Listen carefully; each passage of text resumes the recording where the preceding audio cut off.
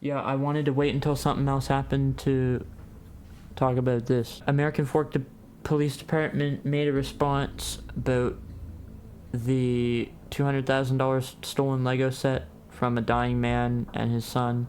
And corporate came out and made a completely ambiguous response. Like the entire company, Bricks&Minifigs, I call them Bricks&Megafigs, they came out and made a official response, but there's no evidence for those claims they made.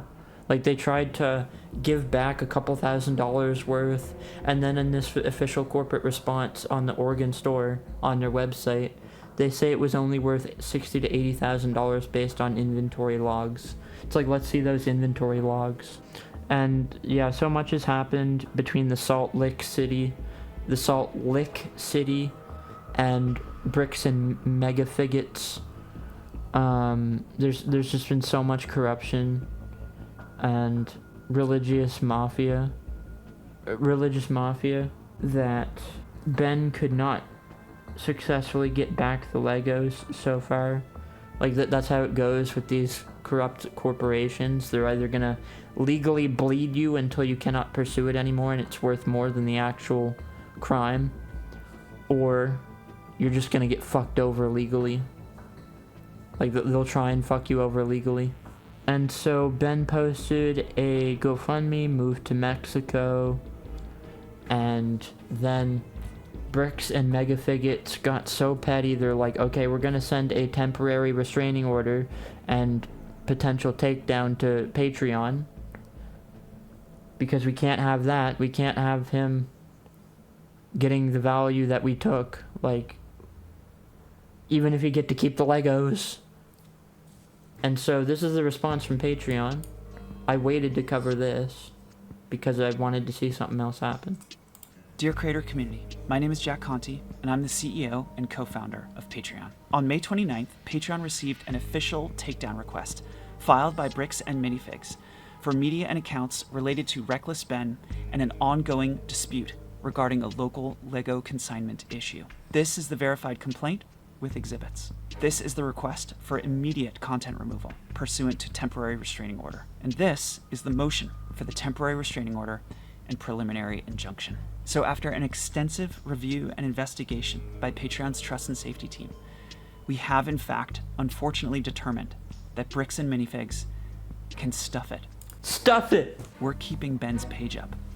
And if Bricks&Minifigs doesn't like that, they can sue us. Oh my god, it's so good, man. The genuine smile. Fucking legend. Patreon out. And I don't know how Ben can keep every update so entertaining through all of this. Like, give him props. Woman drives the props. Someone actually So yeah, here's a new video from Ben. hacked into the American Fork Police Department. Someone actually hacked into the American Fork Police Department and released all the footage unredacted of my interactions with them. So this is the original footage I got with the redactions in, and this is the new unredacted footage. I'm lining them up, and I'm going to keep only the redacted parts to see what they were actually saying. Chill. I understand. This ends today. I know. We're talking more. Okay. Sadly, they weren't able to get the first 2 days where I was accused of having heroin on me, but the final 2 days, we were able to see a lot, actually. The footage starts with me going to Josh's house so I can serve him his legal court papers. Josh knows... Which is necessary, by the way. ...that if he goes to court with me, he's going to lose. So instead, a much easier option is he calls the police on me to prevent me from serving him. His name is Ben Schneider. He's stalking my house. Will you come to my house, please, and come get them? I'm not going to have stalkers. Are they there right now? They're on the side of the house. One of the dispatchers made a note here saying that you were gonna shoot someone. I'm done with this. Officer, can you please help me and my family and make this stop? Yeah, absolutely. Yeah, like, that's complete fucking bullshit.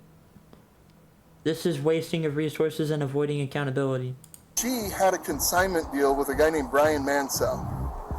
A year and a half, almost 2 years, she had this consignment deal with him and she never paid him. So right away, Josh is lying to the police, which we can easily verify with all of the metadata timestamped pictures that show that the Lego sets were in the store when Josh took it over. He's hired this YouTuber. His name is Ben Schneider. He's Reckless Ben.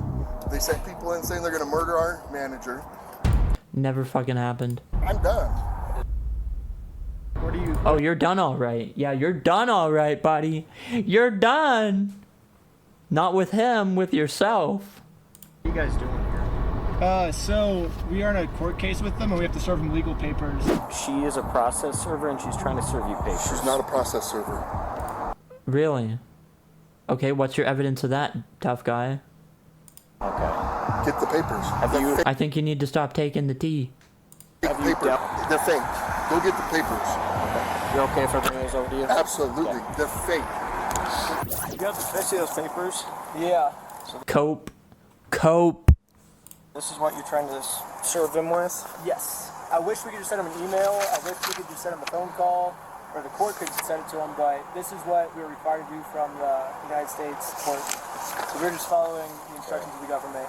He thinks if I just call the cops on me, he can get away with it, but we're showing him, like, we're not going to let him get away with his crime, so. Okay. You okay if I give these papers to him? Yeah, for sure. Okay. Hang tight. Are you Who seems more reasonable? Who seems more tense? okay if she just gives you the papers so we can just get Have her? you looked at the papers? I've talked to the Kaiser Police Department. There's nothing filed. Why is he manipulating his device like that? So no, I'm not accepting service from him. Okay. Absolutely not. It's fake. Okay. It's That's- not real. What's your evidence? That's completely fine. That's No, it's not fine. give that right. Yeah.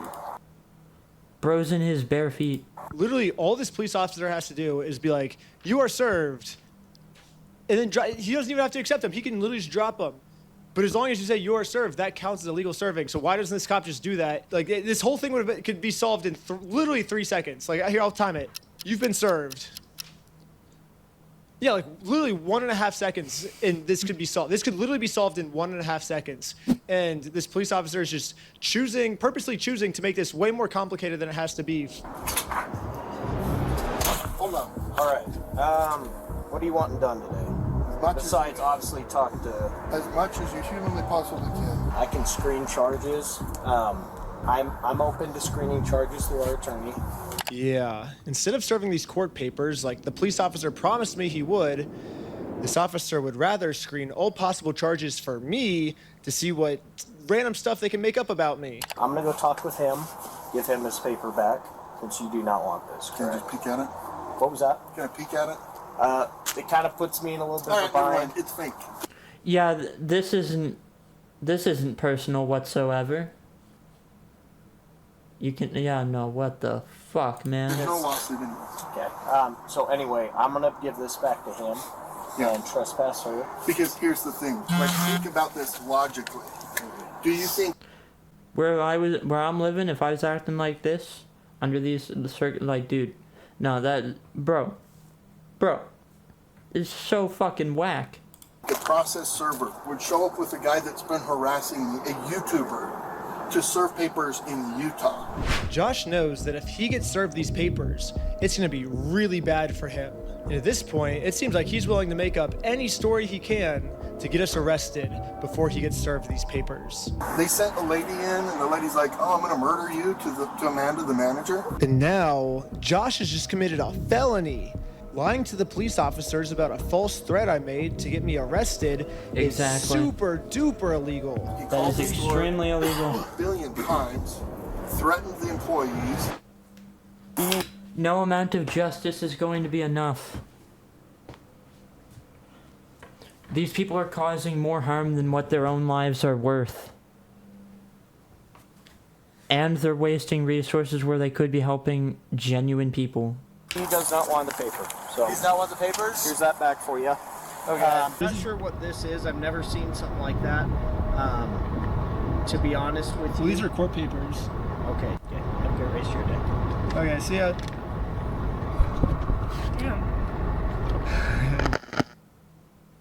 Yeah, process server's really going to ride with the YouTuber. I mean, how stupid does he think I am? What is it? Dude, he doesn't want to let this YouTuber thing go.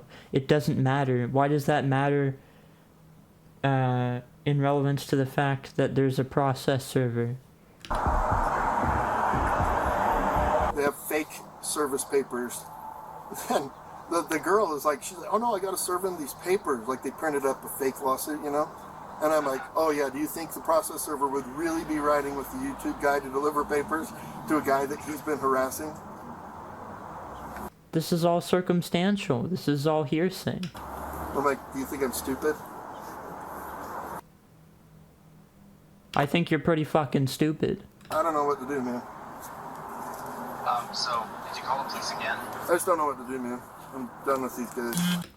You don't know what to do because you have no moral grounds. You know you fucked up. That's why you don't know what to do. Not because you're helpless and innocent, but because you're helpless and guilty. We're ready and willing to arrest these individuals for Utah statutes for cyberbullying and digital stalking because they're using electronic means for stalking adjacent, even though it's just the qualities of that, and they're completely founded. Communication and coordinating their stalking habits. Oh, it's digital stalking, not stalking. It's all of the above. Okay, got it. But because they're continuing to use, additional tactics and other things like that, thinking that they're being cute and whatnot. What tactics? Can't continue. So somebody has to be arrested to show that they can't continue to do this. Now we're just kind of wanting to know what you want done on this. As much as we humanly possibly can. He's going to submit, have it screened for charges with our prosecutors, As much as you humanly possibly can? That doesn't make a whole lot of sense. right, with our city prosecutors. He is very adamant that he wants to serve you with papers, okay? That's fake. That's illegal. You can't pretend to be a process server. So, You can't. That's illegal. Why not? In the state of Utah, to be a process server, all you have to do is be over the age of 18 years old. You got to be not affiliated with the case, and you can't be an attorney. And this girl meets all three. She is over 18 years old. I literally met her like 10 minutes before we showed up here, and she's not an attorney. So legally, in the state of Utah, this woman is a process server. And I already explained this to the police. So anyone can be a process server. You have to be 18 years old, and you have to be not affiliated with the case. So she is not affiliated with the case. She's over 18 years old. That qualifies as a process server. Okay. Well, maybe just have someone not affiliated with you. That's her. Yeah. Fucking idiot. He just said that. We have no relationship. That's So, let me get this straight. What the officer is saying is, okay, if you interact with the process server, they're affiliated with the case. Motherfucker, no! That's not how that works. why she's here. Yeah. That's why she's here. We have no relationship. That is such a and that stretch. is she is the exact person that you're describing. That's fake. It is a lie. She's impersonating a process server. So for this girl to be impersonating a process server in the state of Utah, she must either How do be you even under do that? 18, which the cops took her ID and verified she's not under 18. Do you have an ID or anything like that on you? She has to be related to this case, which Josh says he's never seen her before, so she can't be related to this case. Josh has verified that, and so the only option left is Josh must assume that she's an attorney. But if Josh has never heard of her before, how does he know she's an attorney? And spoiler, she's not an attorney, but so I don't know what Josh means when he says she's pretending to be a process server, because it seems like he's verified that she meets all the requirements to be a process server. So basically what Josh is saying is, even though she meets all these requirements, and I acknowledge she meets these requirements, she still doesn't meet these requirements. You're making no sense, Josh. Impersonating an officer of the court, that carries it's pretty significant, Yeah, you can't pretend to be a process server. Sorry. Yeah, you can't. That's got to be illegal. And that's It's gotta be illegal. Like, bro. like I say, he's getting Put him in the worst jail possible. combining charges. It's a Class A misdemeanor to impersonate a process server in the state of Utah. So right I now, want her arrested for impersonating a process server. so right now, I can't just go and pretend. I can't go print up fake documents and go try to process serve people. How are they fake? That's illegal. so these papers that you printed up are Fake. Yes, 1 billion, trillion, gazillion percent. Again, this is Ammon. I'm with the corporate office. He's the CEO. Oh, hi. So what's happened is we had a former franchisee, Mr. Schneider, is just Not even trying gonna listen impose to the that money bullshit. left to the United States. And now Eamon has just committed obstruction by lying to the police officers. He created a fake contract, forged a manager's signature up there, threatened to kill her. I didn't sign no agreement. I'm not beholden to somebody else's stupid agreement. I like how he can just lie to you guys. Just straight face. Oh, he owes me $200,000. I'll check with the court, see if it's a valid civil case that he's trying to push through, and we'll go about it that way, okay? Thank you for holding. How can I help you? Trying to speak with some... This shouldn't even be happening. This call shouldn't even be happening. It shouldn't even be happening. want to verify if a... Didn't want, yes, the police officers turned off the microphone on their body cam because I guess they really didn't want literally anyone to hear this. Even if someone gets a hold of the unredacted stuff, not even we now can get it to hear what these police officers are saying. But anyways, the police officer ends up going back to talk to Josh. They're screening some charges, okay? Yeah. But we're just kind of working through. It looks like this is a real case. It just hasn't gone to court, okay? It's a real case. Who's it against? It, against you, him versus you. Ben Schneider? Mm-hmm. What an idiot. So, He's just racking up the charges and shouldn't work. This guy never had anything bad happen to him in his life. While we're working together. So basically the consensus is we were all wrong here. However, let's just arrest Ben anyways. Like, letting them go cannot be an option here, guys. Like, there's got to be something for cyber stalking, bullying, like all of the different things. Cope. I think Josh here has a general view of YouTubers that is completely inept and doesn't realize it doesn't matter at all whether somebody is a YouTuber or not in regards to their credibility. Cope and weaponizing of public services. Like, there's got to be something to for financial motives.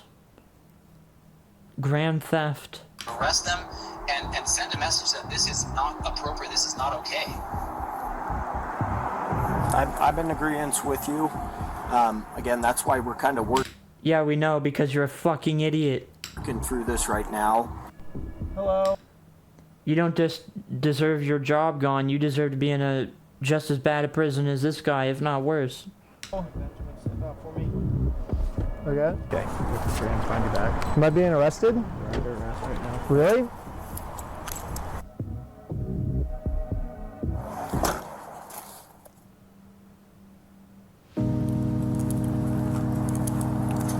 You.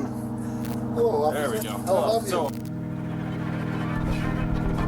Okay, I love you. I love the American Fork Police Department. So now let's get to the search warrant, where the cops raid my house because they heard that I was the one that stole the Legos from Brian. Hearsay, but we're gonna act on it with fucking guns. But we're gonna greet this guy at his door with food, smile, and that's fucking insane, dude. So I might have found out an answer of why this cop was so rough with me and threw my arm back. Before we enter the property... What is this? Bro, what is this?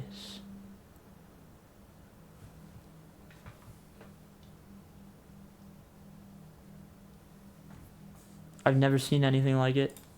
The cop warns all the other police officers to make sure we are not filming. Hey, they're probably going to be quick to film. They're probably going to be quick to pull their phones out, so just be aware of that.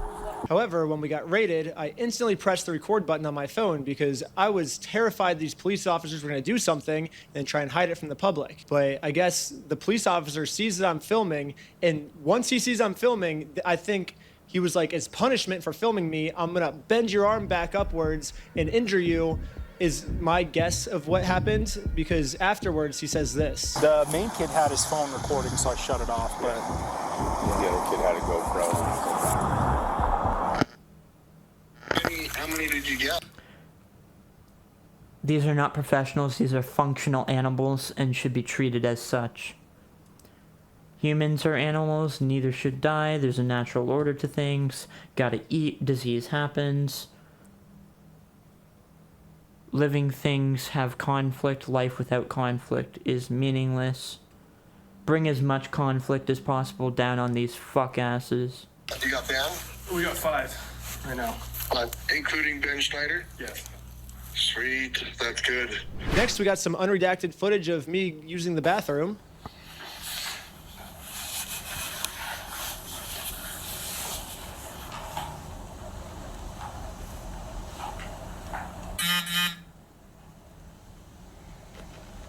Another thing about this unredacted footage is we get to see the police's entire office building. We get to see their detective board of us. We get to see that they're actually a member of the Church of Scientology Sucks. All my old school fans will know this, but basically I made a religion called Scientology Sucks, and it legally got approved by the IRS, and Scientology Sucks worships a gold plunger as their god. I even got Interesting. it tattooed on my wrist right here. It's like a plunger cross on my wrist. I guess the American Fork Police Department is active members of the Church of Scientology Sucks because they literally put my god on their desk. That's exciting. What the fuck? What are they doing? We have a felony stalking case right now. Felonies. Everyone's facing felonies. That's pretty serious shit. It's super serious. I know that you've been told it's a fundraiser. This guy stole $200,000. Yeah. If that was the case, that guy would be in jail. Yeah. So No, we're gonna use critical. Anyways, we're gonna fast forward a bunch. So this is basically a spoiler for episode 3, but basically this Bricks&Minifigs company has non-stop been making fake bomb threats, fake fire threats, fake murder threats in my name that I'm going to murder them. And fake corporate statements trying to like segue from the few $1,000 offer about what they wanted to initially return to like somewhere in between $2,000 with no evidence.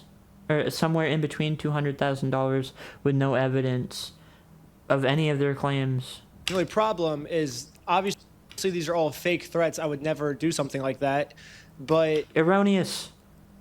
Erroneous. The police think that these are real threats, so now the police... Well, of course the police think they're real threats. From Los Angeles, from Utah, they're all working together now to catch me. Here's a phone call from just a few days ago of the Los Angeles police calling the Utah police of them scheming of a way to get me arrested for all these mystery threats that I've been making. So this isn't... Oh, no, buddy. This is more than just Utah now. What? So now we have LA police in tandem with the Utah police? And other locations too? Trying to get this guy? For no reason. We got a complaint from a guy in Provo about this guy Schneider. Okay. And so it seems like I talked to the guys in Sandy police too, and then trying to get a hold of Provo police. So it seems like, yeah, Schneider's kind of all over the place. Yeah. Basically, so he called me and he's just like, this guy's crazy. He's like making threats against us, my employees, our business, etc., etc. It seems like this guy might live in LA. Hearsay. Or his last known address is in LA. So I guess I'm just trying to track down like what you guys are doing, if anything. I know, like, at least I've been told that there's technically a couple open cases. This guy's already being charged in Utah by 3 different places. Like, what are we doing? Mm-hmm. Any idea where he actually is? No idea. Okay. I know we had asked to hold him until we had further, but I'm guessing they just let him bond out, so. Okay. The only problem is I'm in a place the American police have no jurisdiction over, so they're never gonna catch me here. Yeah, no American police in sight. Good luck finding me. You are never gonna find me, police officers. What the actual fuck? Don't let anyone tell. How many departments, bro? So I guess there's now multiple police departments after Ben. because the Mormon community feels that you can't reclaim the money you've lost that was stolen by them. I guess they just own money and you can't get it back through any other means, even a GoFundMe through Patreon, and that we're a couple departments away from World War III over Legos. Unbelievable. Alright, so after Patreon responded and the unredacted footage came out, it seems Bricks and Megafigs have made another corporate statement.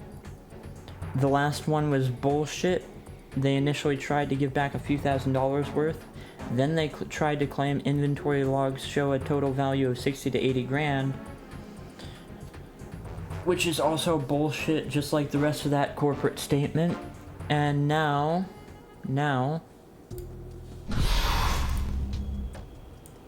they've made another statement. So what we presently believe actually happened, a summary timeline of Bricks and Minifigs Salem store. Subject to ongoing investigation, this document has been prepared by Bricks and Minifigs to provide what we presently believe to be a transparent and sourced account of events related to the Salem, Oregon franchise and Mansell Lego collection. Every entry is attributed to a verifiable source. Okay, we should be able to see what that source is then. We are publishing this because we believe the community deserves more than a one-sided picture. 2009 to 2018, how it was built and what it was built to do. Founded in 2009 in Washington Battleground, a second location in Canby, Oregon in 2010, franchising in 2011. From day one, business model has been buy, sell, and trade. That is it. Consignment sales have never been part of the BAM model. Franchise agreement or operations manual. No franchisee has ever been authorized to enter into a third-party consignment arrangement. No franchisee has been authorized to enter into a third-party consignment arrangement on behalf of BAM. I'll text you as soon as I'm done recording.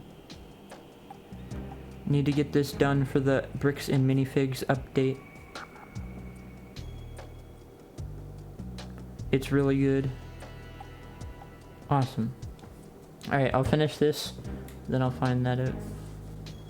In 2018, brothers M and McNeff, the CEO, and Matt McNeff, COO, Chief Operating Officer, joined BAM Franchising Incorporated and grew the brand from 35 to over 300 locations across the US and Canada.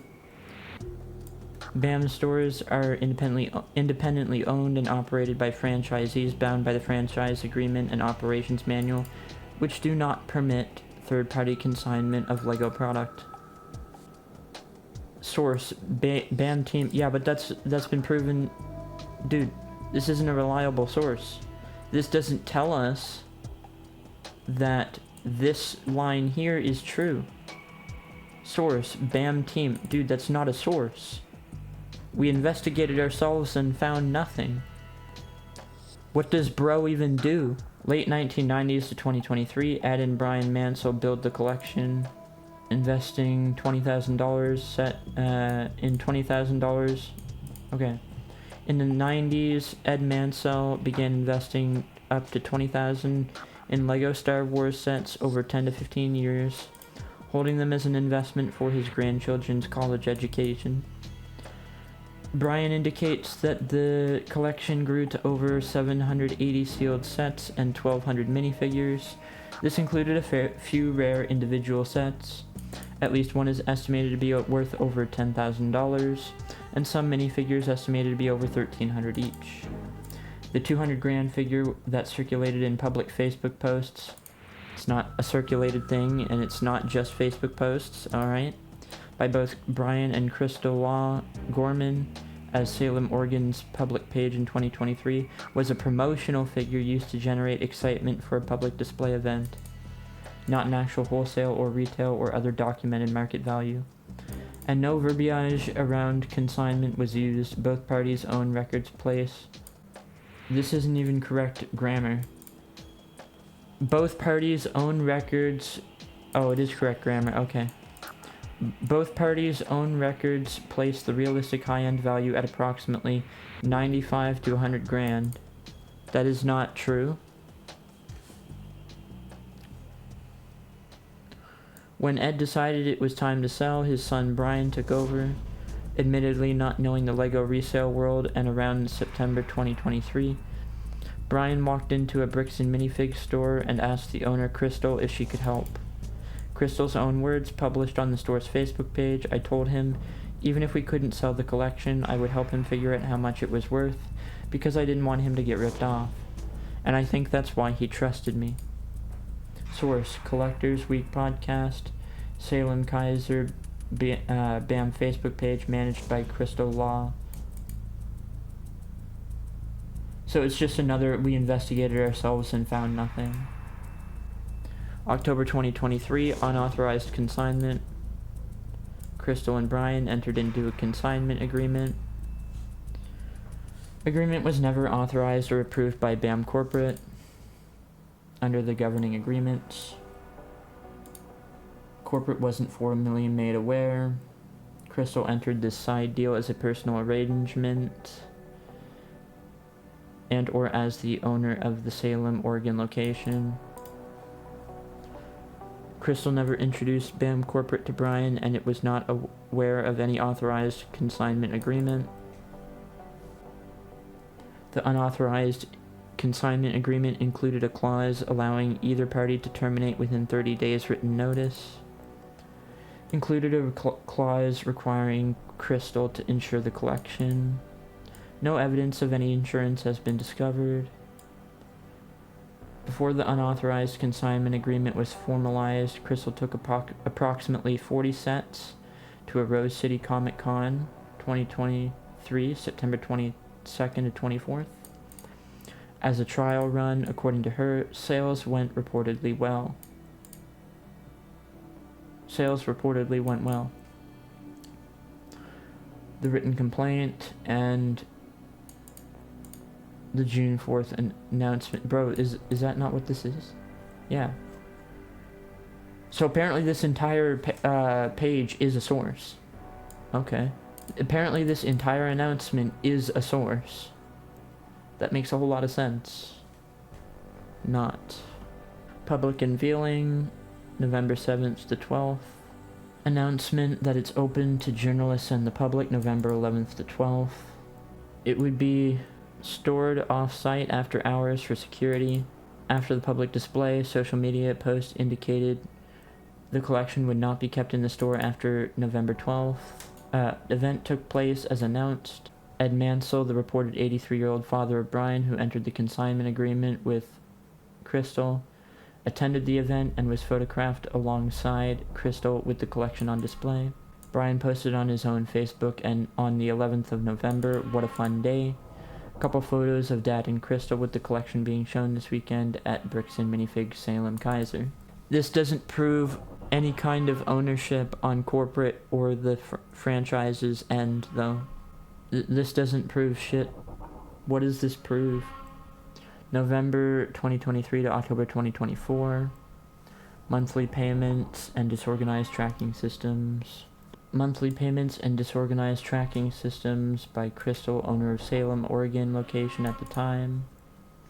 For 1 year, Brian visited the store monthly around the 15th to collect paper receipts and a check for his share of sales. He received approximately $15,000 in total payments during this period.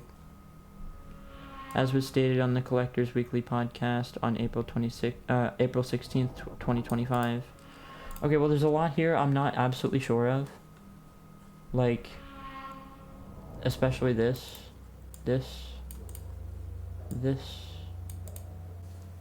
Though not disclosed or known except by her, and potentially by Brian, Crystal apparently marked his sets with a small removable sticker to keep track of them, as that is not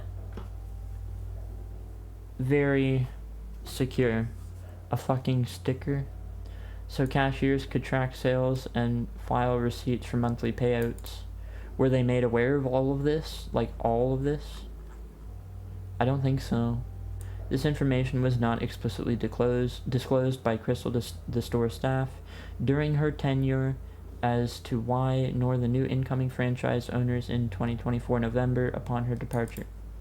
If all items had sold, Brian and Crystal estimated total sales would have been approximately $100,000 before the consignment split, consistent with the documented value and verbally stated by Brian on the Collectors Weekly podcast. I wouldn't know. BAM's investigation has uncovered 3 separate spreadsheets Crystal maintained on the collection, all showing different sales figures. Point of sale data shows at least $52,000 and likely more was sold during Crystal's tenure. She underreported sales to Brian by a significant amount. So cool, that can add with the other values to the total value. Probably, or close. Probably still not all of it. October 2024 to November 8th, 2024. Owner notifies corporate of closure interest. Store transition begins. She wanted to close her store. Her life partner had received a publishing offer in Europe. Corporate and Crystal were aware she owned just under $200,000 in unpaid royalties. What would you look at that?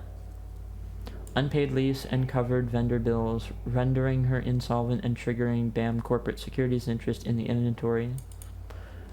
Quite a coincidence that these other things add up to $200,000. Quite a coincidence. BAM corporate owed Crystal nothing. On November 8th, Crystal personally asked to speak to BAM corporate about her intended move overseas. An agreement was reached. She would hand over the store on November 14th smoothly, and BAM corporate would not pursue the full $200,000 she owed. She agreed, giving her close to a week to prepare. At no point in October or on November 8th did Crystal say a single word about a consignment collection in the store or to BAM corporate. Source: BAM team. We investigated ourselves and found nothing. November 14th, 2024, the handover and first mention of consignment. On November 14th, 2024, Brandon Best arrived at the store close to store close to begin the transition. Crystal became uncooperative, refused to hand over the keys as agreed or to provide access codes, and was observed making multiple trips to her car. Her partner Benjamin Gorman also arrived to assist her. That evening, Crystal recorded Ring doorbell footage that Crystal herself later accessed and shared publicly, which is the first and only time Brandon, and later anyone at BAM Corporate, heard the word consignment from her. Crystal mentioned needing to print receipts to pay a customer. The response from a BAM worker assisting Brandon in real-time evidences a statement that's a business matter. Brandon will take on the business. He takes on all that. This was not an acknowledgement of the Mansell collection. It was a representative hearing this for the first time during a chaotic handover and incorrectly assuming it was an authorized arrangement by BAM. So I just want to say all of this circumstantial evidence where they are using this entire announcement as a source and just saying that their team is a source.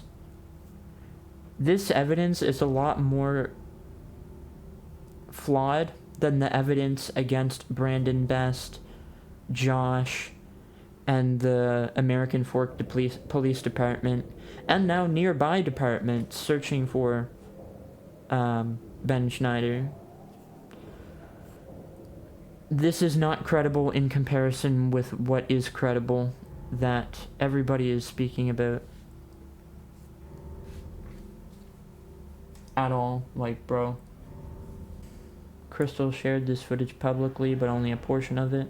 A significant amount of the footage from earlier that day is absent from what we believe she later released to Brian. Crystal was formally terminated in writing that evening based on prior and documented breaches of the franchise agreement. She eventually left the store.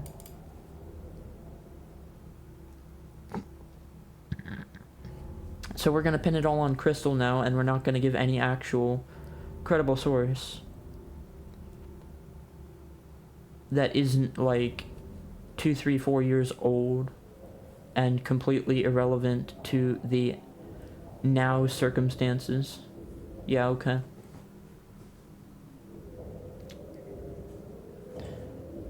She eventually left the store. Brandon secured it and obtained the keys for the first time. The store was in a rundown condition with very little inventory, approximately 40 grand. Okay, what's the inventory log or source for that? Oh, BAM team, Brian Mansell, formal written complaint. Because the complaint would be aware of the store value, sure. Yeah, okay. Before leaving, Crystal removed cash from the till, attempted to print store records, and shared confidential footage without authorization. Geez, are we almost done? Okay, we are. November 14th to 22nd, 2024. Brian comes to the store, sends termination notice. Brian attempted to reach Crystal on November 14th, 15th, and 18th with no response. He called the store that Thursday and learned for the first time Crystal was gone and store had changed hands.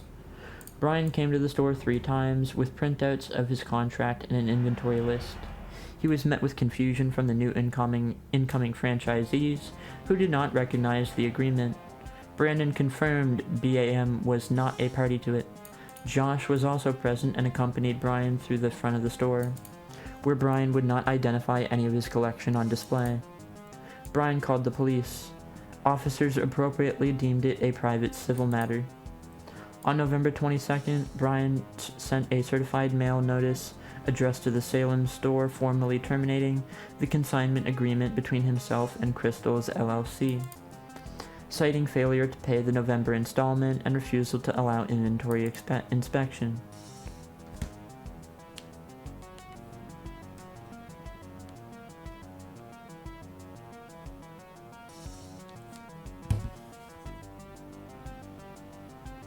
Source, Collector's Weekly Podcast, and this entire announcement, I guess. Okay. How many times are they going to use BAM June 4th announcement, which is this whole page, and then claim that it's a source? Who's going to believe this? It's already been proven that the American Fork Police Department are lying, vindictive sacks of shit. Well, they're not even vindicated. They're completely unfounded. They're complete liars. And they're a personal military, I guess. Like, the individual franchise has been proven to be liars. Josh and Brandon. The American Police Department have been proven to be liars. And now multiple forces and departments are in tandem searching for this guy who has only followed the legal process. So who are we supposed to trust more? Public consensus or this fucking announcement? So December 2024 to April 2025, BAM offers inventory, public campaign begins. December 2024, Brandon and Josh discovered 25 Star Wars sets in a closed closet in the back. No. Bro. They did not think anything of the fact that these had small stickers on them. They kept these sets segregated as they tried to determine what they were. In December 2024, and still unsure of whether they belonged to Brian, BAM showed these sets to and offered to give Brian these stickered sets. As they felt bad for Crystal's apparent mishandling of the situation, and despite no reliable evidence of his ownership. That is kind of flawed. So why would they offer... No, that's completely ambiguous. That would not happen. Or else BAM would immediately terminate them as well if they were telling the truth. BAM Corporate would terminate these two for ambiguous gifting or returning of these sets. Like, that wouldn't happen. That just would not happen. This offer was not accepted by Brian Mansell. From November 2024 through April 2025, Brian exchanged messages with the BAM corporate office and BAM's legal team, no resolution was reached. On April 16th, 2025, Brian appeared on the Collector's weekly podcast, publicly sharing what he believed to be his full account. Yeah, okay. Through the podcast, there was an inventory list and ring footage was linked. So they're just using a podcast and this whole announcement as a source. Credible source. Very credible source. Up to June 4th, 2026, BAM takes action. Following an internal investigation, BAM, with internal and external help, discovered new evidence of negligence. 3 sets of books were maintained by Crystal. A personal email account was still connected to company data, and point-of-sale records showing she significantly underreported sales to Brian. Because this unknown Crystal is definitely less trustworthy than what we've seen from Brandon and Joshua. Yeah, okay. Due to online disparagement campaign of Reckless Ben, it's not disparagement. Let's Google the definition of disparagement together. Why is it French? Why is it French? Derogatory, belittling, or dismissive manner. It involves making statements, whether true or false, that show a lack of respect or damage the reputation. Well, I guess it fits, but it's not unfounded. They're using that word in a way to disparage the campaign and credibility of Reckless Ben. It's hypocritical to use that word like that. BAM and franchise owners Brandon Best and Joshua Johnson were forced to temporarily close their store. On June 4th, 2026, the permanent closure of the Salem, Oregon store and complete mutual separation between the company, Brandon and Josh, as franchisees was announced. On June 5th, on May 28th, May 28th, the Utah 4th Judicial Court issued a temporary restraining order requiring that the videos containing alleged defamatory content be taken down.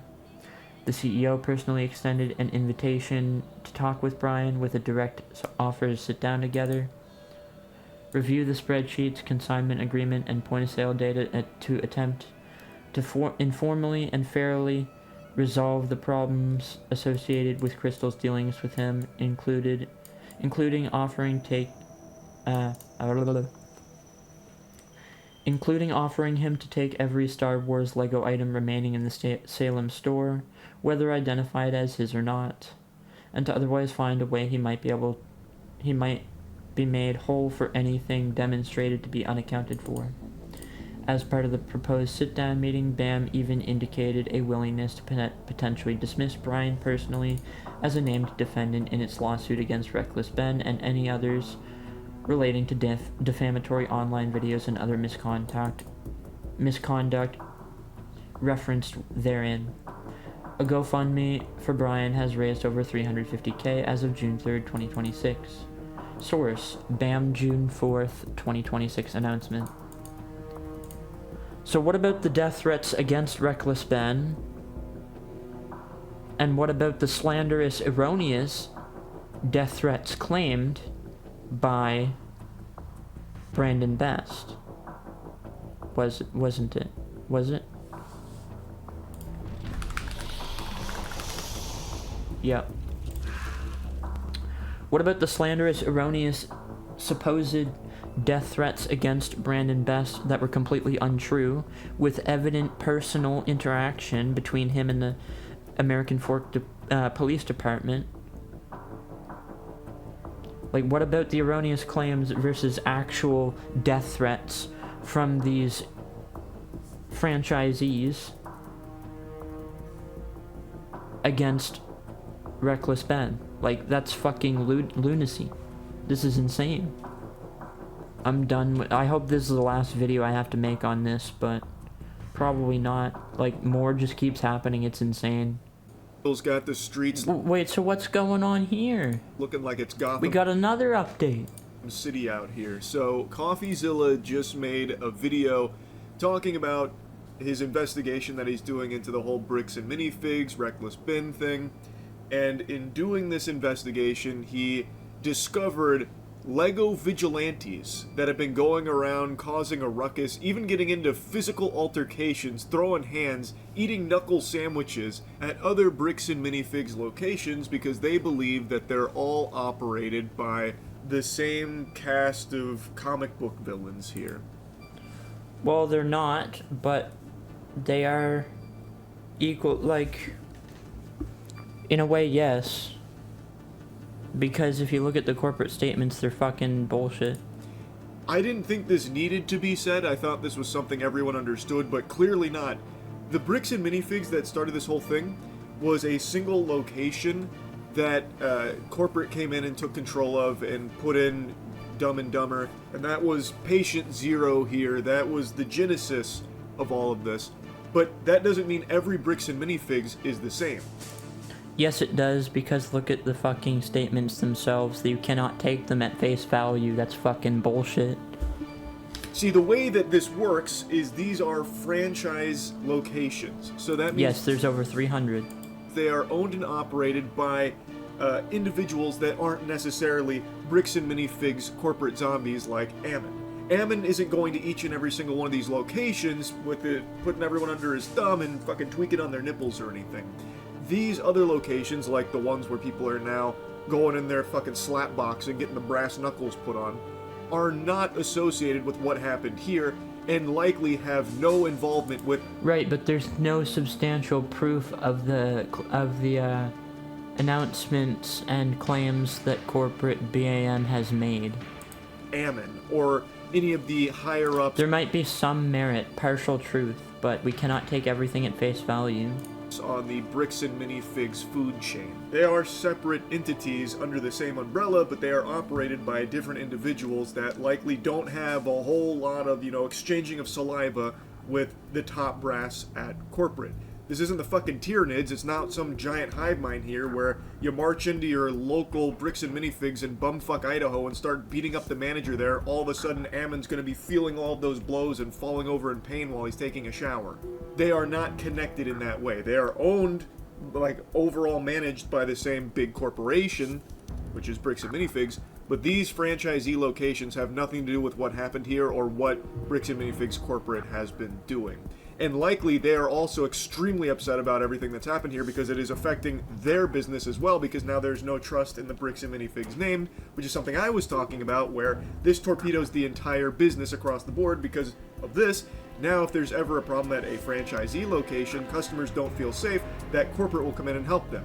Based on everything that's happened here, they would be fearful, most likely, that they'll get butt-fucked by corporate should there arise an issue. So all of the Bricks&Minifigs locations outside of the main one that started all this probably aren't happy about how the corporate zombies at the main HQ have been conducting themselves or what's happened with this one location. Are you sure about that? So, I didn't think any of that was something that needed explaining. I thought everyone... They all share the same baseline corruption. This is implicit argument. This isn't a good video. Alright. So I asked, is Bricks&Minifigs as a whole corrupt or just the Oregon location? Many argue corporate mishandled the fallout. National backlash happened as a result. It's affected other independently owned, innocent locations. But that doesn't... They're not innocent. Only the people working within them are innocent. That's what people don't realize. And so now I'm asking... I love that Google didn't get rid of all the blue links, but you also can do AI at the same time. It's very, very efficient. So none of their announcements have made credible sourcing other than claiming their own announcements are sources within the announcement. They've progressively raised the total value based on inventory logs that we have not ever seen. After offering to return a few $1,000s worth initially, they still claim Ben's statements are defamatory. As well as the GoFundMe, their franchisees made death threats and erroneous claims of threats to the police, which evidently had personal interaction with Brandon and Josh. And they tried to cease the GoFundMe based on defamation and a desired temporary restraining order to Patreon. How is corporate not equally in cahoots with corruption and the Salt Lake City American Fork Police Department and the Mormon Mafia? So let's see what it says. Situation has evolved far beyond a localized retail dispute, exposing deep systemic fractures between corporate leadership, independent franchise networks, and online communities. When a corporate identity is accused of orchestrating cover-ups or collaborating with local authorities, the reality usually stems from a mixture of aggressive corporate legal posturing, fragmented franchise systems, and standard protective maneuvers rather than a unified top-down criminal conspiracy. There was the legal attack on GoFundMe, discrepancies in inventory value, the local franchise and police dynamic, which is now more than just American Fork Police Department. It's now LA as well, and other departments. Like this is blowing up. Ultimately, while the response appears highly protective and hostile to the public, it reflects a corporate identity prioritizing liability shield walls, trademark defense, and legal survival over transparent community relations.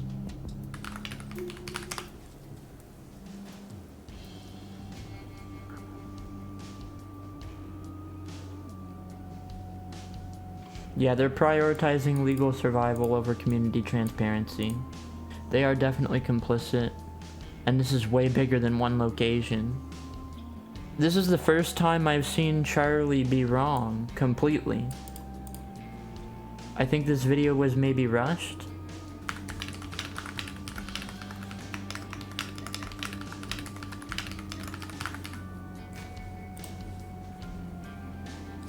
One understood how that worked, but are going in the. So let's see these vigilantes. Justified. Not in my stores. You cannot talk to children in your house. You cannot talk to children. Not in my store. Look it up. Not in my store. You cannot talk to them. Call security. We're calling security. Call. Sir, if you are harassing our customers, they steal from people. Look at Reckless Ben's video. You are harassing. Okay, so a guy with sunglasses and a sleeveless shirt walks into a random Bricks&Minifigs, from what it looks like, and decides to tell one of the store employees, hey, go look at Reckless Ben's YouTube channel. Go, as if he probably hasn't seen it already, and as if he has anything to do with it. That is true. These individual people may not have anything to do with it, but the brand itself is tainted, and that is valid on corporate's end. You cannot take their statements at face value. There is no merit or evidence to the statements or announcements they've made. Almost guarantee you, every single franchise.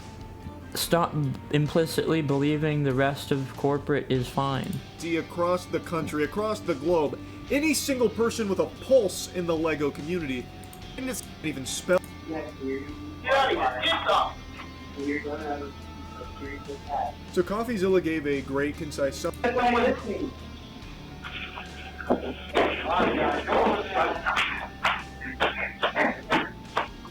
I know I'm gonna have to blur a lot of this. They're getting in some. Yeah, this guy's an idiot, of course, obviously, but that does not mean that all the other locations are. Like, you see what I'm trying to say? Maybe the individual employees, they're innocent, but the brand itself is tainted. And it's not just the individual location like Charlie is saying here, it's not.